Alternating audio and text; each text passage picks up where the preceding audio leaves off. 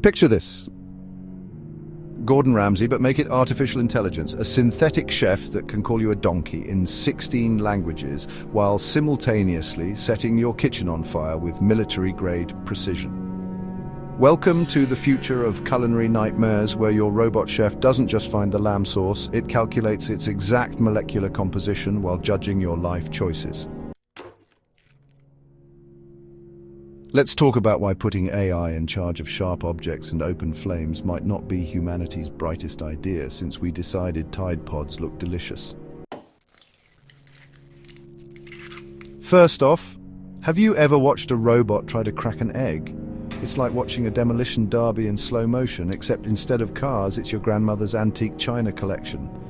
These synthetic chefs are supposedly precise down to the nanometer, but somehow they still manage to get shell in your omelet. And not just a little shell, we're talking enough calcium carbonate to rebuild a chicken. But hey, at least they're consistent. They'll consistently set your kitchen on fire at exactly 7:43 p.m. every Tuesday. It's like having a pyromaniac with a PhD in thermodynamics. Technically impressive, but still concerning when they're standing next to your gas stove. Speaking of precision, let's discuss knife skills. Traditional chefs spend years mastering the art of not chopping off their fingers. Robot chefs, they've got algorithms for that. Unfortunately, those algorithms sometimes confuse carrots with power cables. Nothing adds flavor to your stir-fry quite like the sweet aroma of electrical fire and burning silicon. And don't get me started on temperature control. These synthetic chefs can calculate the exact moment when water will boil down to the millisecond. Impressive, right? Until they forget to account for human flesh's significantly lower boiling point. Suddenly, your kitchen looks less like a Michelin star restaurant and more like a scene from Terminator: Rise of the Soup Kitchen. But it's not all potential third-degree burns and severed power lines. These AI chefs come with some interesting features, like the ability to analyze your eating habits and judge them in real time.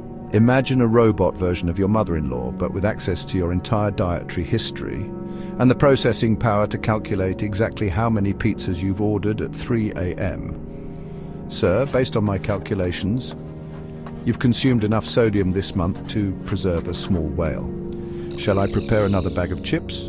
Or would you prefer a lecture on cardiovascular health in binary?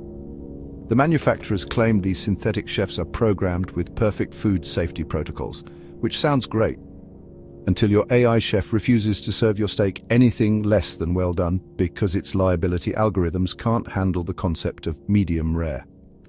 Try explaining to a machine that sometimes humans actually want their beef to be pink inside.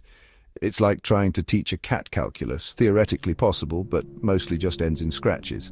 And let's talk about system crashes.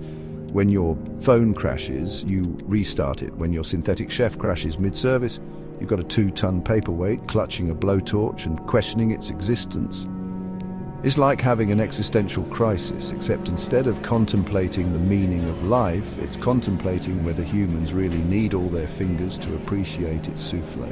The companies behind these culinary androids promise they're perfectly safe, with multiple fail-safes and emergency protocols.